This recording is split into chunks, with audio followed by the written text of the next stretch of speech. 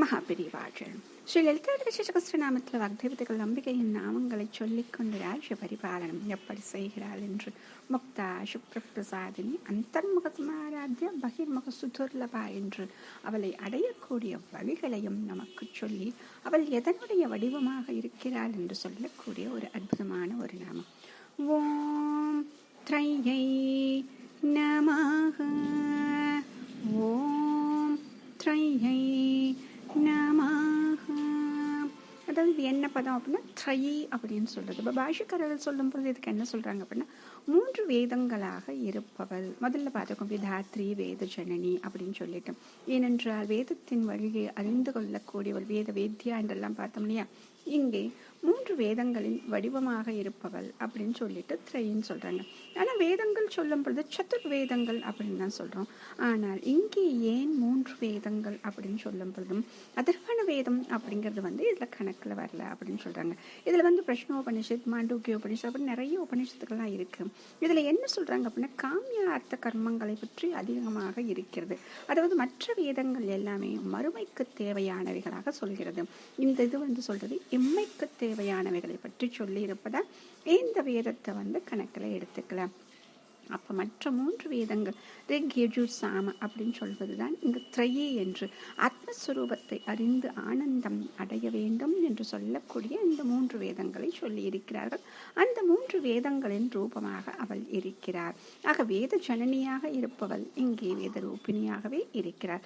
இன்னொரு விதமா பார்த்தோம் அப்படின்னா முதல்ல திரிகூடா அப்படின்னு பார்த்தோம். அதாவது 3 கூடங்களை உடைய பஞ்சதசி மந்திரமாக இருப்பவள் அப்படின்னு.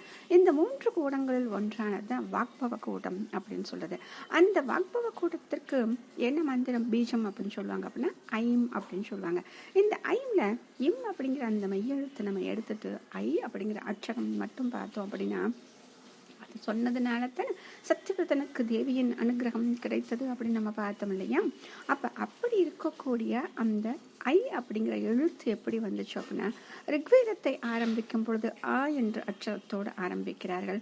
யஜுர்வேதத்தை ஆரம்பிக்கும் பொழுது ஈ என்ற அட்சரத்தோடு ஆரம்பிக்கிறார்கள். சாமவேதத்தை ஆரம்பிக்கும் பொழுது ஆ என்ற அட்சரம். ஆக ஆ இ ஆ என்று ஆரம்பிக்கக்கூடிய எழுத்துக்கள். முதல்ல சொல்லக்கூடிய ஆ என்ற எழுத்தையும் ஈ என்ற எழுத்தையும் சேர்க்கும் பொழுது ஏ என்ற எழுத்து வரும். அடுத்தது ஏ என்ற எழுத்தையும் ஆ என்ற எழுத்தையும் சேர்க்கும் பொழுது ஐ என்று வரும். இந்த சமஸ்கிருதத்தில் இப்படி ஒரு முறை இருக்கிறது. ஆக 3 வேதங்களின் முதல் அட்சரத்தை சேர்த்தால் அம்பாளின் வாக்பவ பீஜம் அது நமக்கு கிடைக்கிறது. அந்த ஒரு பீஜம் சொல்லக்கூடிய அந்த ஐ அப்படிங்கிற அந்த அட்சரம் மட்டுமே எல்லா வித்தியைகளையும் தரவல்லதாக இருக்கிறது. அதனால தானே சரஸ்வதியாக அனுகிரகம் செய்தால் அப்படின்னு பார்த்தோம் இல்லையா. அப்படி சொல்லும் பொழுது பெரியவா அழகா சொல்வார். துர்வாசர் மகரிஷியை பற்றி சொல்வார். அவர் எழுதின அம்பாளுடைய முக்கிய ஸ்துதிகள் சொல்லும் பொழுது துர்வாசர் மகரிஷி எழுதிய ஆத்யாதிர சதி, அடுத்தது ஆச்சாரியர் எழுதிய சௌந்தர்ய லகரி, அடுத்தது மூக்கர் எழுதிய பஞ்சசதி அப்படின்னு சொல்லுவாங்க. இதுல துர்வாசர் மகரிஷி அவர் சொன்னக்கூடிய அந்த வாக்கியம் என்ன சொல்லுவார் அப்படின்னா ஸ்லோகத்துல வந்தே வாக்பவம் அப்படின்னு ஆரம்பிச்சு சொல்லிக்கிட்டே வருவார். அந்த வேதார்த்தி வேத்யா அப்படின்னு சொல்லுவார். ஆக இந்த வாக்பவ பீஜம் அப்படிங்கிற அந்த விஷயத்த துர்வாச மகரிஷியும் அழகாக இங்கே சொல்லி இருக்கிறார். அப்படிப்பட்ட அந்த த்ரையாக இருப்பவள் அம்பிகை. மகாபெரிவா ஜெயம்.